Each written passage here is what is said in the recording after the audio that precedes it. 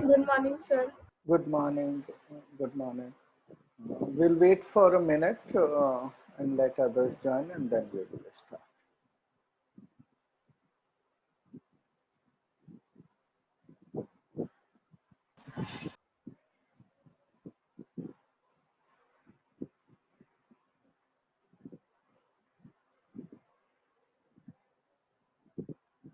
आप लोगों को अपना वीडियो ऑन रखना है, that is compulsory. So video please on रखिए.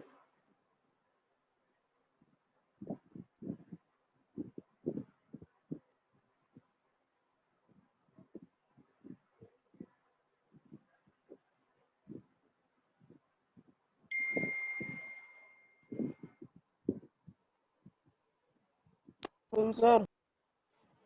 Good afternoon.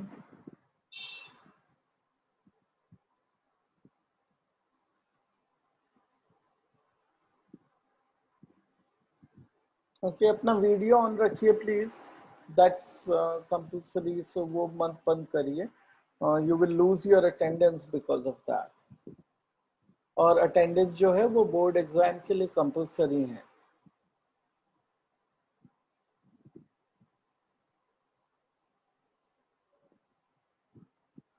Good afternoon, sir. Good afternoon. Okay, so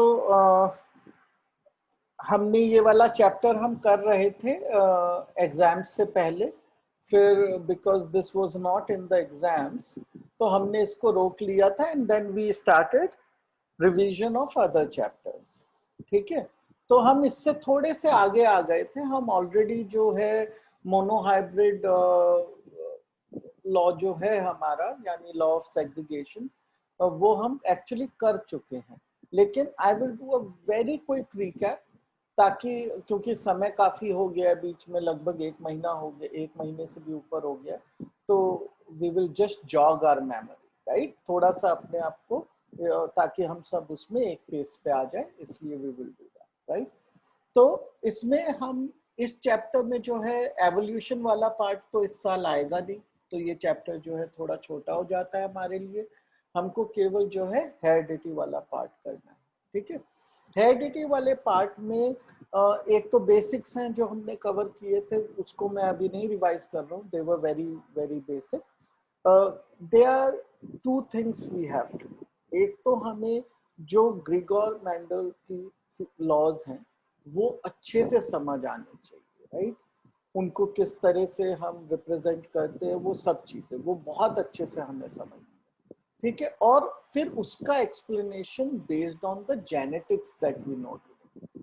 ठीक है, तो ये 200 साल पहले कैसे उन्होंने किया और आज की डेट में हमारे पास उसके क्या एविडेंस है, इन दोनों चीजों को हमें समझना है. पहले हम क्या करेंगे, जो ग्रेगोर मेंडल ने अपने लॉज बनाए थे और किस तरह बनाए थे उसको समझे. ठीक है,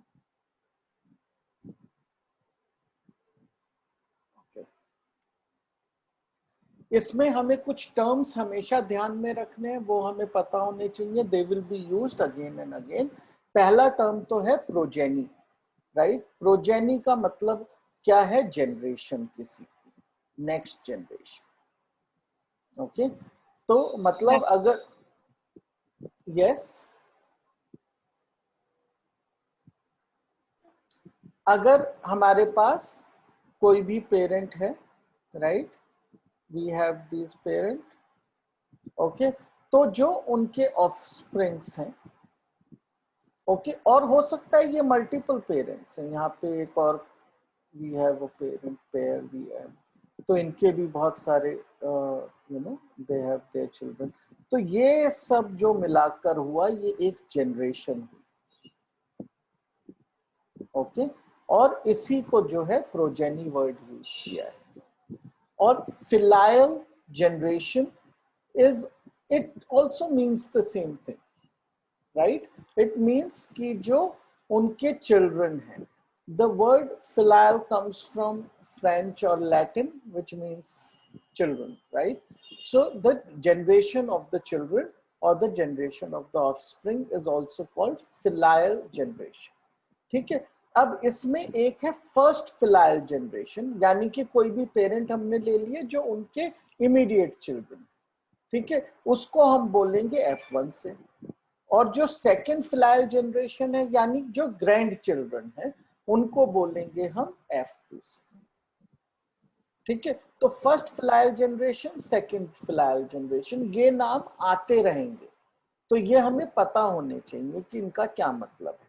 और हाइब्रिड का मतलब ये है कि दो अलग अलग प्रॉपर्टीज के प्लांट्स को, दो अलग अलग ट्रेट्स के प्लांट्स को अगर हम क्रॉस ब्रीड करके एक प्रोजेनी क्रिएट करते हैं तो उस प्रोजेनी को हम हाइब्रिड बोलते हैं, क्योंकि उसमें दो तरह के प्लांट्स की क्या आ जाती हैं, प्रॉपर्टीज मिक्स होकर आती है, तो उसको हम हाइब्रिड बोलते हैं, अब मिक्स्ड ब्रीड बोलते हैं, ठीक है। तो वो हुआ हमारा हाइब्रिड। तो ये सब जो इम्पोर्टेंट टर्म्स हैं जो मैंने एक जगह लिख दिए, ये आप सबको पता होनी चाहिए। अभी भी अबाउट 70% स्टूडेंट्स जो हैं उन्होंने अपना वीडियो ऑन नहीं किया हुआ है, right. So please go ahead and switch on your videos, right. There is no harm in doing it, okay. So I'm pretty sure all of you are not shy, right? So why don't you just go ahead and switch on your videos? There is no harm in doing it. Please do it right away. चलिए, फिर Mendel ने ये सारे experiments जो हैं एक particular species पे किए, जो पी प्लांट का एक स्पीशी है पर्टिकुलर, जिसको बोलते हैं Pisum sativum. Okay, this is the scientific name of the pea plant that Mendel used.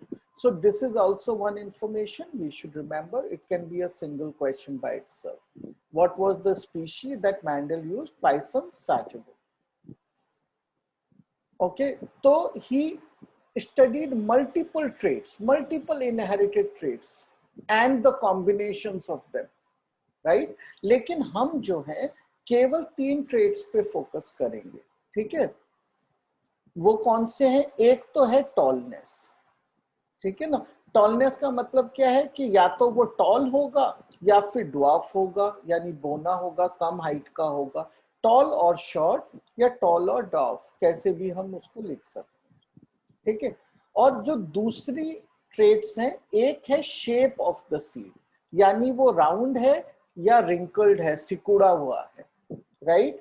तो 2 तरह के मटर के दाने हैं, और कलर जो है वो भी 2 तरह के हैं, या तो ग्रीन है या फिर येलो, ठीक है।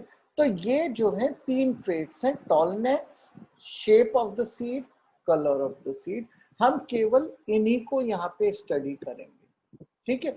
लेकिन आपके एग्जामिनेशन में क्या हो सकता है कि कुछ और पूछा जा सकता है, ठीक है। जैसे वो ये पूछ सकते हैं कि फ्लावर्स का कलर पूछ लिया, एक के व्हाइट फ्लावर्स हैं, एक के वायलेट फ्लावर्स हैं, ठीक है। तो वो अगर हमें मेथड आता है हाइब्रिड्स बनाने का, तो वो हम किसी भी ट्रेट पे बना सकते हैं, लेकिन हम ये ट्रेट्स यूज करेंगे, ठीक है। तो एग्जाम में कोई और ट्रेट भी आ सकता है, हमें कंफ्यूज नहीं होना, ठीक है। ठीक है, तो जो पहला लॉ हम पढ़ते हैं, एक्चुअली इससे भी पहला एक लॉ है जो मैंने आपको बताया था इससे पहले, जो क्लास हमने की थी एग्जाम से पहले, उस लॉ को बोलते हैं लॉ ऑफ डोमिनेंस, राइट।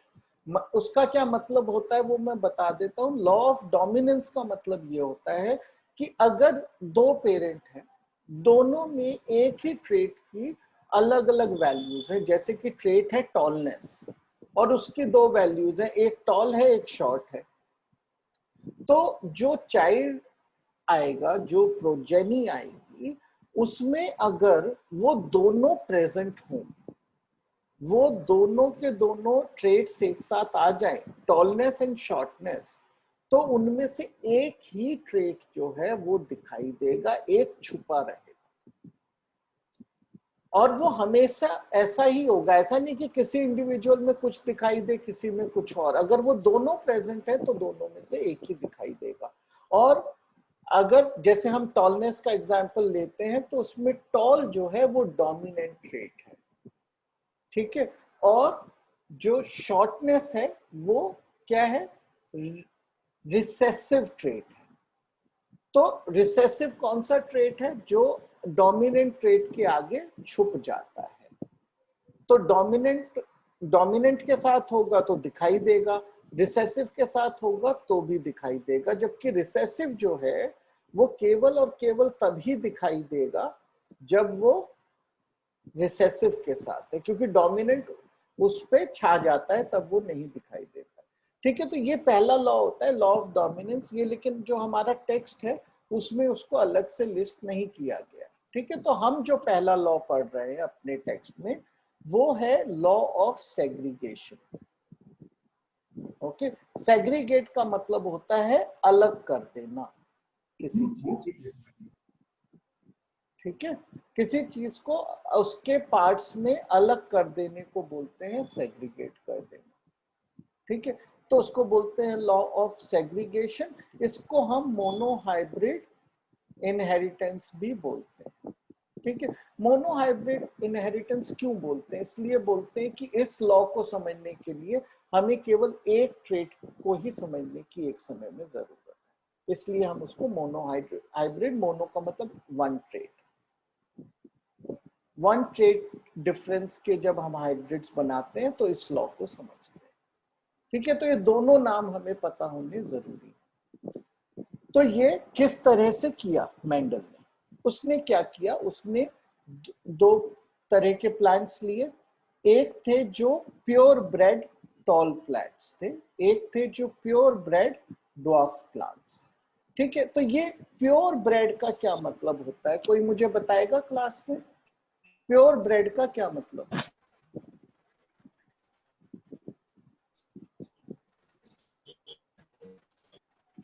यानी जिनकी प्योर ब्रीड है, ओके, यानी उनके पहले के जितने भी पेरेंट्स हैं, तो इन ड्वार्फ्स के जितने भी पेरेंट्स हैं पहले सभी ड्वार्फ थे। उसी तरह इन टॉल के जो इससे पहले father mother grand parents and so on, right, they were all toll. तो ऐसो को प्योर ब्रेड कहेंगे। तो उसने पहले प्योर ब्रेड जो है ढूंढकर वो प्लांट्स लेके वो आया। ठीक है, फिर उनको उसने क्रॉस किया। तो जो फर्स्ट फिलायल जनरेशन यानी F1, जो उनके डायरेक्ट चिल्ड्रन आए, दे वर ऑल टॉल, सब लंबे हुए, कोई भी उसमें बोना नहीं हुआ, कोई भी छोटा पौधा हुआ ही नहीं। तो ऐसा लगा कि भाई ये तो जो है, अगर एक लंबे और एक छोटे को हमने ब्रीड करा तो केवल लंबा ही आएगा, छोटा नहीं आएगा। लेकिन फिर उसने कहा कि नहीं, चलो आगे बढ़ते हैं। अब उसने क्या किया कि जो हमारे ये टॉल प्लांट्स आए थे, शॉर्ट और टॉल को कंबाइन करके उनका उसने सेल्फ पॉलिनेशन किया। ठीक है, तो उससे उसको मिल गया सेकंड जनरेशन, उसको मिला सेकंड फिलायल जनरेशन। और उसमें मजेदार बात ये हुई कि उसके एक चौथाई यानी कि 25% जो पौधे हुए वो ड्वार्फ थे। वो ड्वार्फनेस जो गायब हो गई फर्स्ट जनरेशन में, वो सेकंड जनरेशन में वापस आ गई। ओके, तो एक चीज और उसने देखी कि ये कभी भी एक कॉम्प्रोमाइज नहीं होता था, मिक्सिंग नहीं हुई। ऐसा नहीं है कि मीडियम हाइट के पौधे हो गए, या तो वो शॉर्ट था या फिर वो टॉल था। ठीक है, तो ये भी उसका एक ऑब्जर्वेशन है। एक ऑब्जर्वेशन है कि सेकेंड जनरेशन में सॉफ्टनेस वापस आ गई और 25% में आई। ठीक है, तो अब उसने, Mendel was very interested in mathematics, right? Actually, he wanted to study mathematics, but he couldn't, right? But he continued to study mathematics on his own. तो उसको जो मैथमेटिक्स है उसमें बहुत इंटरेस्ट था, स्टैटिस्टिक्स में बहुत इंटरेस्ट था। तो उसने बैठकर इन ऑब्जर्वेशंस को मैथमेटिकली मॉडल करने की कोशिश की। तो एक ही एक्सप्लेनेशन वो इस पूरी कहानी का, जो बहुत ही ज्यादा रहस्यमय लग रही थी, उसका एक ही मैथमेटिकल एक्सप्लेनेशन वो ढूंढ पाया। वो क्या था कि जो पेरेंट है उनमें जो ट्रेट्स थे वो एक समय में एक गैमीट में दोनों ट्रेट्स प्रेजेंट होते हैं। ठीक है, अगर प्योर है तो उसमें दोनों टॉलनेस होंगे, अगर प्योर ड्वार्फ है तो दोनों जो ट्रेट्स के वेरिएशंस है दोनों ही ड्वार्फ होंगे। और अगर ये जब गैमीट बनते हैं तो ये सेपरेट हो जाते हैं। ठीक है, तो जिस समय गैमीट बनते हैं उस समय जो ट्रेट होते हैं किसी इंडिविजुअल में वो सेपरेट होकर फिर दोबारा जब गैमीट फ्यूज होते हैं फर्टिलाइजेशन में उस समय वो वापस जुड़ते हैं। ठीक है, तो किसी भी इंडिविजुअल के ट्रेट्स सेग्रीगेट हो जाते हैं गैमीट बनते वक्त, उसी चीज को लॉ ऑफ सेग्रीगेशन उसने कहा। ठीक है, तो इससे हमें पता चलता लॉ ऑफ सेग्रीगेशन क्या है, उसका ये नाम क्यों। ओके सर थर्ड और फोर्थ पॉइंट दोबारा बताना एक बार। हाँ ठीक है, ओके। देखिए अब उसके पास ये ऑब्जर्वेशंस थे, दीज आर ओनली ऑब्जर्वेशंस। अब ये इसको एक्सप्लेन कैसे करेगा, तो उसको एक्सप्लेन करने के लिए उसके पास उसने कितने भी एक्सप्लेनेशन मैथमेटिकली डिजाइन किए, राइट, केवल एक ही एक्सप्लेनेशन था जो इन चीजों को एक्सप्लेन कर सकता था। और वो क्या था एक्सप्लेनेशन? वो ये था कि जो पेरेंट है, ठीक है, जो पेरेंट है उसके जो गैमीट है, जो उसके अंदर ट्रेट्स हैं, वो हमेशा पेयर्स में होते हैं। ठीक है, लेकिन जिस समय, तो ये दो पेरेंट हैं क्योंकि ये सेक्सुअल रिप्रोडक्शन है तो दो पेरेंट्स होंगे, राइट, तो ये हमेशा पेयर में एग्जिस्ट करते हैं जो इनके अंदर ट्रेट्स होते हैं। और ये पेयर जब गैमीट बनते हैं, यानी कि जब इसका पोलन बनेगा, मान लीजिए ये मेल है ये फीमेल है, तो इससे क्या बनेगा? पोलन बनेगा। तो पोलन बनते वक्त ये सेपरेट हो जाएंगे, तो ये पोलन में ये वाला ट्रेट आएगा, इस वाले पोलन में ये ट्रेट आएगा। उसी तरीके से जब इससे ओवा बनेंगे तो एक ओवा में ये ट्रेट जाएगा और एक ओवा में ये वाला ट्रेट का वेरिएशन जाएगा। ठीक है, अगर ऐसा हम ना माने तो ये रिजल्ट्स एक्सप्लेन नहीं किए जा सकते मैथमेटिक्स। ठीक है, तो उसने ऑब्जर्वेशन से एक मैथमेटिकल एक्सप्लेनेशन बनाया। Obviously Mendel didn't know about DNA, he didn't know about genes, वो सब तो उस समय नोन था नहीं, राइट। तो ही हाइपोथेसाइज्ड दिस, उसने ये हाइपोथेसिस बनाया बेस्ड ऑन मैथमेटिकल अंडरस्टैंडिंग। ठीक है, केवल जब वो इनको सेग्रीगेट करता है तभी ये जो उसको सेकेंड फिलायल जनरेशन में 75% इज टू 25% की रेशियो है, ठीक है, वो तभी उसे मिलती है। ओके, और अभी हम देखेंगे कि वो किस तरह मॉडल होता है, राइट, वो भी हम अभी देखेंगे। ठीक है, एंड फाइनली जो डोमिनेंस का लॉ है वो तो हम पहले ही स्टेट कर चुके हैं कि इनमें से जो, जब ये गैमीट में आके जाइगोट बनेगा और ये दोनों मिलेंगे, ठीक है, तो अब एक इधर पेरेंट से ट्रेट का फॉर्म आया, एक मदर से आया, राइट। ओके, तो ये जब आके मिलेंगे तो एक डोमिनेंट और रिसेसिव अगर होंगे तो केवल डोमिनेंट दिखेगा, डोमिनेंट डोमिनेंट होंगे तो डोमिनेंट दिखेगा, रिसेसिव रिसेसिव होंगे तो रिसेसिव दिखेगा। ठीक है, अब एक बार आगे चलते हैं, उसमें आपको ये और अच्छे से समझ आ जाएगा। ठीक है, अगर तब नहीं समझ आया तो we will come back to this. Okay, तो देखिए जो चीजें अभी हमने देखी उसी को हमने यहाँ पे लिस्ट किया है कि पहले ये प्योर टॉल और प्योर शॉर्ट प्लांट्स लिए, उनको क्रॉस ब्रीड किया। तो जितने भी प्लांट्स आए उन सीड्स को जो क्रॉस ब्रीड करके आया उनको उगा दिया। तो जितने भी प्लांट्स उगे वो सभी टॉल थे, ऑल वर टॉल। फिर इन्हीं में क्रॉस पॉलिनेशन कर दिया, क्योंकि इनमें तो क्रॉस करो पॉलिनेशन सेल्फ करो कोई फर्क नहीं है। क्यों? क्योंकि ये सब तो आइडेंटिकल दिख रहे हैं, राइट? तो उन्होंने उसका सेल्फ पॉलिनेशन किया।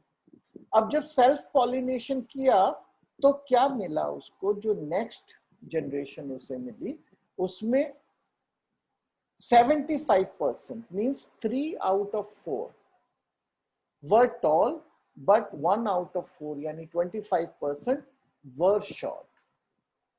ये उसके पास डेटा आया। ऑब्वियसली ये थोड़ा सा राउंडेड ऑफ डेटा है। When he had actually conducted this experiment using 787 tall trees, उसके अगेंस्ट उसको 277 short trees मिले।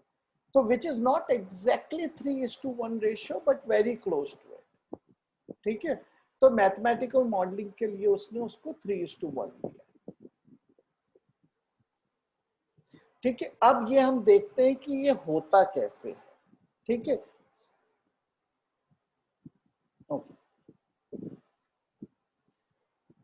देखिए अब हम ये लेते हैं कि ये एक ड्वार्फ पेरेंट है, राइट? तो ड्वार्फ पेरेंट में दोनों के दोनों जो वेरिएशंस हैं, ठीक है, इन वेरिएशंस को हम एलाइल्स भी बोलते हैं, राइट? एक ही ट्रेट के दो वेरिएशंस, उनको एलाइल्स भी बोलते हैं। तो दोनों के दोनों एलाइल्स क्या होंगे इस केस में? क्योंकि ये प्योर है, यहाँ पे कीवर्ड क्या है? प्योर ब्रेड है।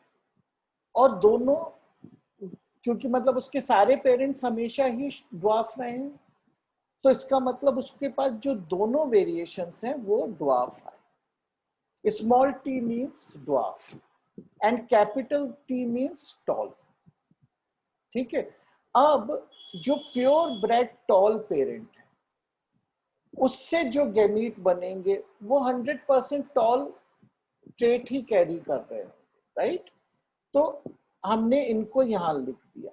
तो इसने 2 गैमीट बनाए, इसने 2 गैमीट बनाए, और कोई पॉसिबिलिटी एग्जिस्ट नहीं करती, राइट? अब हम ये देखते हैं कि अगर यही 2 पॉसिबिलिटीज के गैमेट बन सकते हैं तो ये किस तरह कंबाइन हो सकते हैं। एक ऑप्शन तो ये है कि ये टॉल वाला जो गैमीट है ये इसके साथ कंबाइन करे, तो क्या मिला हमें? ये कॉम्बिनेशन मिला।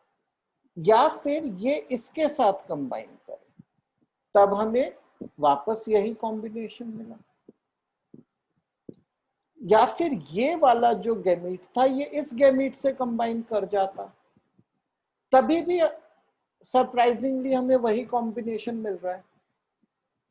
And so on. अगर ये जो है इसके साथ कंबाइन किया होता तो भी हमें यही कॉम्बिनेशन मिलता। तो जो फर्स्ट जनरेशन है उसमें हम कैसे भी इन पोलन को और इन ओवा को कंबाइन करें, किसी भी पोलन को किसी भी ओवा के साथ फ्यूज कर दें, हमें जो जाइगोट मिलेगा उसमें यही ट्रेट का मिक्सचर होगा। ठीक है ना? अब इसका मतलब यह है कि उसके अंदर जो 2 एल्गेल्स हैं टॉलनेस के, क्या है? एक टॉल है, एक शॉर्ट है। अब डोमिनेंट होता है टॉल, तो जो ये ऑफस्प्रिंग पैदा होगा वो टॉल दिखेगा या short? Who will answer this? If tall is dominant? Sir tall दिखेगा। हाँ, सर टॉल दिखेगा। एब्सोल्युटली, तो वो टॉल दिखेगा क्योंकि टॉल विल डोमिनेट, राइट? अब इसी का इन्हीं के जो गैमीट्स हैं, सेम प्लांट लिया हमने, उसके गैमीट बनाए, राइट? उसके गैमीट बनाए। मान लीजिए ये जो है ये वाले हमने ओवा बनाए, ये वाले हमने जो है पोलन बनाए। तो पोलन कैसे बनेंगे?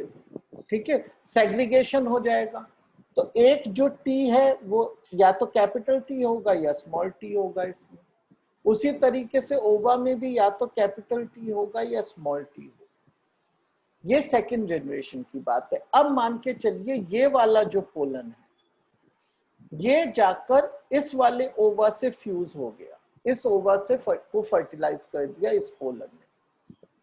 तो जो जाइगोट बनेगा उसमें दोनों के दोनों कैपिटल टी आएंगे। और अगर दोनों कैपिटल टी हैं तो कुछ सोचना ही नहीं है, ये कैसा दिखेगा? टॉल दिखेगा। टॉल। लेकिन अगर ये वाला जो पोलन है, मान के चलिए ये वाला पोलन जाकर इस वाले ओवा से फ्यूज हो गया होता, तो क्या हमारा जो जाइगोट बनता उसमें एक होता कैपिटल टी, एक होता small T. But capital T जो है वो डोमिनेंट है, तो ये क्या दिखाई देगा? ये भी टॉल दिखाई देगा। टॉल। फिर अगर पोलन जो है स्मॉल टी वाला जाकर इस वाले से फ्यूज हो गया होता तो हमें स्मॉल टी कैपिटल टी मिले होते। लेकिन क्योंकि कैपिटल टी डोमिनेंट होता है ये भी टॉल हो गया।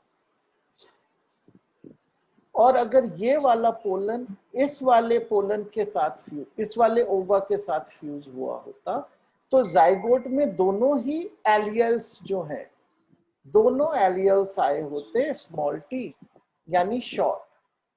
Now obviously it has to be short because दोनों ही रिसेसिव हैं।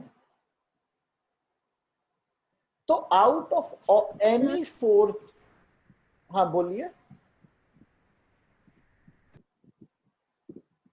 Okay, so out of any 4 children in this progeny, 1 is short and 3 are tall,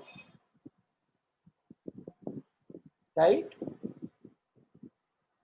लेकिन इनमें भी थोड़ा सा फर्क है। जो शॉर्ट है ये प्योर शॉर्ट है, राइट? और शॉर्ट तो हमेशा प्योर ही हो सकते हैं, हाइब्रिड शॉर्ट हो ही नहीं सकता क्योंकि शॉर्ट इज रिसेसिव ट्रेट। एक जो है ये है प्योर टॉल, ठीक है, और 2 जो हैं ये हैं हाइब्रिड टॉल।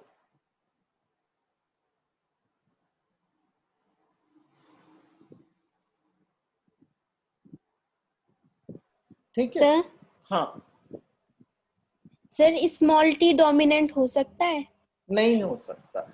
देखिए स्मॉल टी का मतलब है यहाँ पे शॉर्टनेस, ठीक है। तो जो हमेशा से मतलब मेंडल के समय से जो मॉडलिंग में नोटेशन यूज की गई है, जो मॉडलिंग के लिए जो हम सिंबल यूज करते हैं वो ये है कि क्या करते हैं कि अगर हमारे पास ट्रेट है कोई, ठीक है, तो एक तो चीज होती है ट्रेट, ठीक है।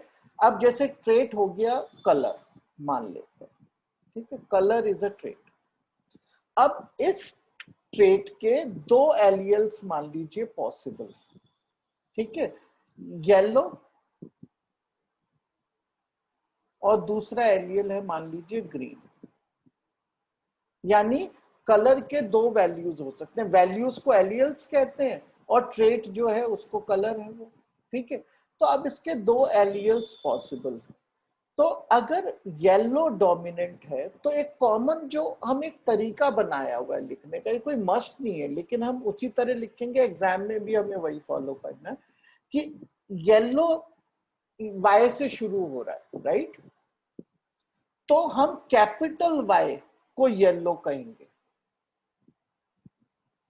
अब ग्रीन चाहे जी से शुरू हो चाहे किसी से भी शुरू हो, हमें फर्क नहीं पड़ रहा है, हम स्मॉल वाई को ग्रीन कह देंगे, ठीक है। तो इससे क्या होता है कि हमें बार बार ये याद नहीं करना पड़ता कि ये डोमिनेंट है या रिसेसिव है, ठीक है ना। तो हमेशा जो कैपिटल लेटर है वो डोमिनेंट के लिए यूज हो जाएगा और उसी का जो लोअर केस है, उसका जो स्मॉल लेटर है वो किसके लिए यूज हो जाएगा? रिसेसिव के लिए यूज हो जाएगा। और ज्यादातर हम ये जो लेटर यूज करते हैं ये डोमिनेंट ट्रेट का फर्स्ट लेटर यूज करते हैं। जैसे टॉलनेस अभी हम पढ़ रहे हैं, तो टॉलनेस के क्या 2 वैल्यू पॉसिबल हैं? Tall and dwarf. तो हम टॉलनेस को बोलेंगे कैपिटल टी। अब ये ड्वार्फ चाहे डी से शुरू हो रहा हो, हमें कोई मतलब नहीं है, इसी का जो लोअर केस है उसको हम कह देंगे ड्वार्फ। ठीक है, इसी तरीके से ज्यादातर हम ये डायग्राम्स बनाते हैं। जो हमारा मैट्रिक्स होता है हाइब्रिड मैट्रिक्स, उसको इसी नोटेशन से बनाया जाता है। तो इसका मतलब जो स्मॉल टी है वो बाय डेफिनेशन इस तरीके से जब हम करते हैं वो हमेशा ही रिसेसिव होता है। और आपको भी इसको कभी उल्टा मत करिए, वरना आपके मार्क्स भी चले जाएंगे और आप खुद भी कंफ्यूज हो जाओगे। Okay, understood? Yes sir.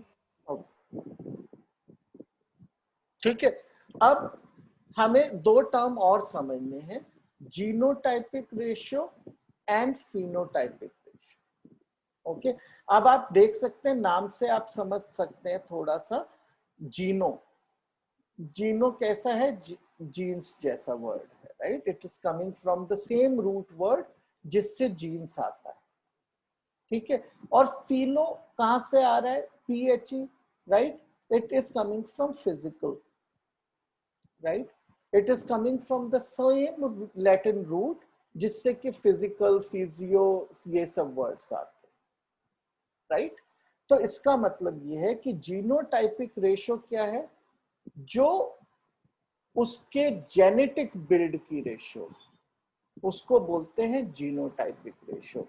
और जो वो फिजिकली कैसे दिख रहे हैं उसको बोलते हैं फिनोटाइपिक रेशियो। ठीक है, तो अभी हमने जैसे यहाँ पे देखा कि अगर हम फिनोटाइपिकली चले, यानी केवल फिजिकल जो कैरेक्टरिस्टिक्स है केवल उन्हीं को नोटिस करें, राइट? तो ये भी टॉल है, ये भी टॉल है, ये भी टॉल है, ये तीनों ही टॉल है, राइट? सो हमारी फिनोटाइपिक रेशियो क्या बन गई? 3:1, टॉल टू शॉर्ट। लेकिन जीनोटाइपिकली हम अगर देखें तो ये प्योर टॉल है, ये हाइब्रिड टॉल है दो, और ये प्योर शॉर्ट है। तो हमारी फिनोटाइपिक रेशियो क्या बन गई? 1:2:1। ठीक है, तो हमारी genotypic ratio 1:2:1 and phenotypic is 3:1। Okay, थोड़ा और इसको एक बार अच्छे से समझ लेते हैं कि जीनोटाइपिक का मतलब है कि उनका जेनेटिक बिल्ड क्या है। जैसे कि TT is pure tall. Similarly, small tt is pure short. And capital T, small t or small t, capital T, they are the same. They are hybrid talls. ठीक है, तो हमारी जो जीनोटाइपिक रेशियो हुई वो 1:2:1 हुई। किस केस में? मोनोहाइब्रिड, जो हमारा मोनोहाइब्रिड रेशियोज हैं वो बन गई 1:2:1 जीनोटाइप। लेकिन phenotypic is 3:1, tall is to short. Okay, तो क्वेश्चंस में आपसे ये पूछा जा सकता है, इनके बीच का डिफरेंस भी पूछा जा सकता है, या क्वेश्चन डायरेक्टली आ सकता है कि right the genotypic ratio of the law of segregation. Then you have to write it as 1:2:1. Okay, now जो है we do not have enough time to complete this one, but we will just do the introduction to the next part of the chapter. ठीक है, उसको हम detail में करेंगे next class में। Okay, तो जो ये हो गया हमारा first law, right? The second law is called the law of independent assortment. Okay, before that just let me mark the attendance, otherwise I'll lose that.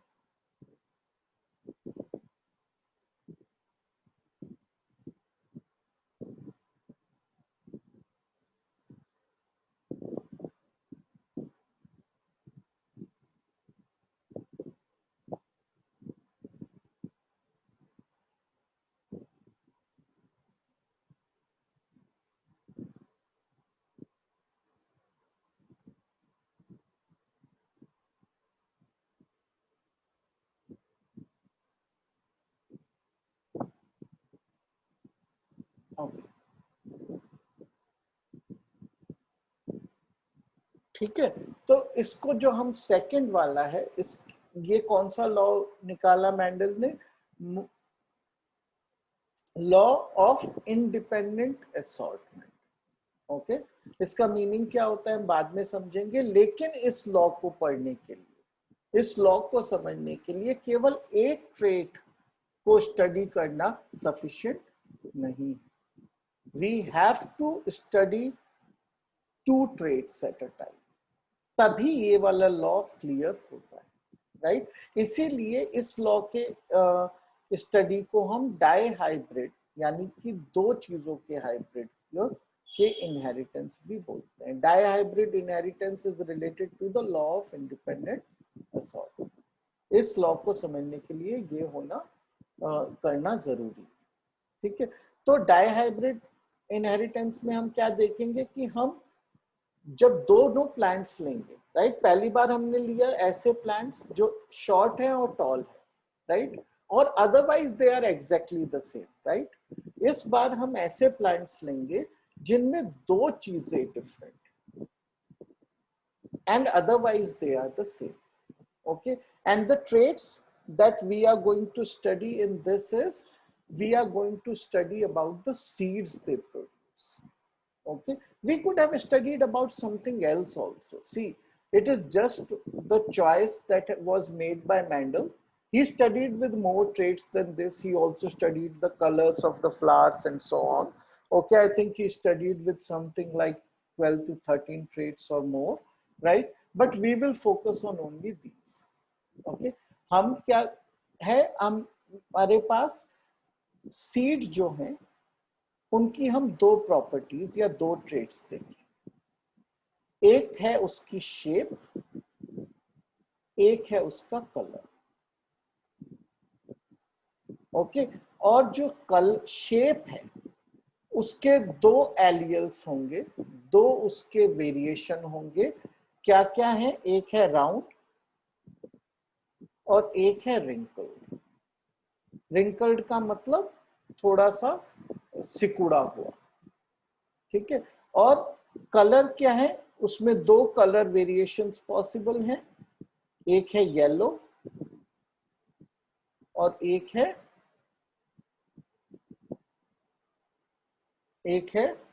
Green,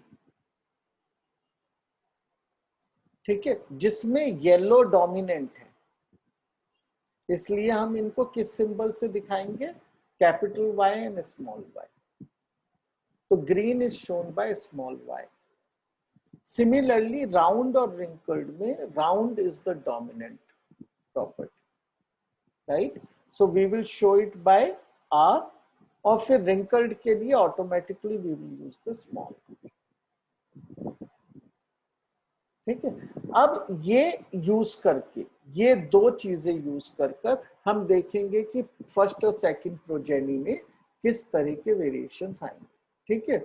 वो हम स्टडी करेंगे, that will tell us the law of independent assortment, that we will do in the next class. Okay, till then thank you very much and have a nice weekend. Okay, thank you, bye bye. Thank you, sir. Thank you, sir. Thank you, sir. Thank you, sir. Thank you, bye. Sir. Bye. Bye. Thank you, sir. Thank you.